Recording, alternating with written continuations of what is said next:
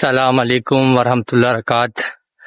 आज मैं आप लोगों को एक कहानी सुनाऊंगा। बड़ी प्यारी कहानी है और बड़ी जो है ना उसमें फनी भी सीन है और एक सबक भी है।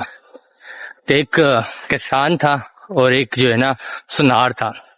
ये दोनों अब पड़ोस में रहते थे, एक ही पड़ोस में ना दोनों।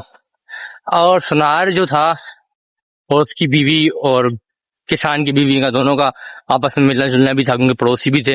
लेकिन एक दूसरे के साथ ये लोग थोड़ी सी जिद करते थे, लड़ाई वगैरह। मतलब कि जो सुनार था उसका कहना यह था कि यार मैं सुनार हूँ, सोने का काम करता हूँ, तो मैं उससे ज्यादा अमीर हूँ और जो है ना इससे ज्यादा काबिल हूँ, इससे ज्यादा जो है ना इल्म वाला हूँ, इससे ज्यादा शऊर वाला बंदा हूँ, क्योंकि जब मैंने काम भी वही उसी तरह का करा हुआ है। और जो किसान था वो एक नॉर्मल आदमी था बेचारा, इतना गरूर वाला नहीं था, सीधा सादा बंदा था वो। लेकिन बात ये थी कि इसको किसान वाले और इन दोनों की बीवियों की भी आपस में लड़ती थी। वो अगर कुछ लेकर आए थे मिसाल है कि किसान की बीवी कहीं से कोई अच्छी चीज, तो फिर सुनार की जो बीवी थी वो उसको बोलती थी तुम तो कुछ लेकर नहीं आ पा रहे, और जो है ना मेरी और जो है ना इसका जो किसान है इसकी बीवी ये लेकर आ रही है वो लेकर आ रही है, तुम इतने खर्चे करती हो तुम, तो मैं तो सोनार की बीवी हूँ, मुझे ज्यादा खर्चा करना चाहिए, ज्यादा मेरे खर्चा होना चाहिए, ज्यादा महंगी चीजें मेरे पास होना चाहिए, ये चीज लेकर आ जाती। मतलब इस तरीके से वो आपस में जलती भी थी, उसकी वाइफ भी जलती थी। तो खैर इन दोनों का यही सिस्टम था। और ये जो है ना सुनार वाले जो है बहुत गरूर में रहते थे हर वक्त, और ये अपने से किसी को ये समझते ही नहीं थे कि यार कुछ हो सकता है, मतलब दूसरा बंदा भी आगे निकल सकता है या हमसे ज्यादा कामयाब हो सकता है। इनको पैसों का गरूर वगैरह भी था। हुआ ऐसा कि किसान ने अपनी खेती बाड़ी करी तो उसकी एक सब्जी के अंदर से ना एक बहुत बड़ा कद्दू निकल गया।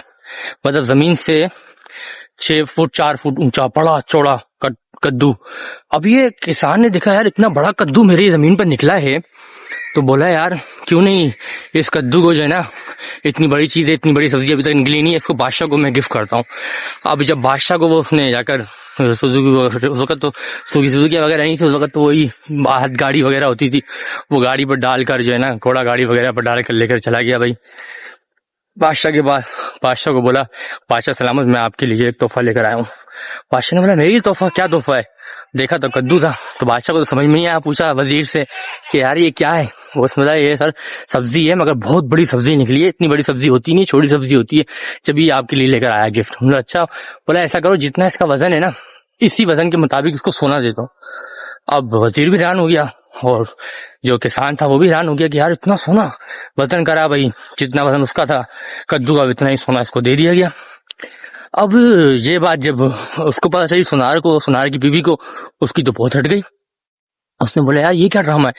बोला आप भी कोई गिफ्ट करें, इसने कद्दू का गिफ्ट दिया है और जो है ना इसको इतना सोना वोना मिल गया, आपको अच्छा सा हीरा सेट बनाए सोने का और बादशाह सलामत को दें। बादशाह उसने कहा ठीक है।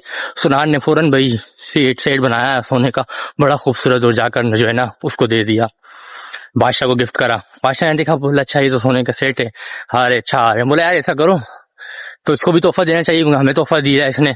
बोला जो कल बंदा लेकर आया था ना हमारे लिए तोहफा, वो तोहफा इसको दे दो, यानी कि वो कद्दूस को दे दो। अब ये भाई इसने सुनार से इसने अपना सर पकड़ लिया।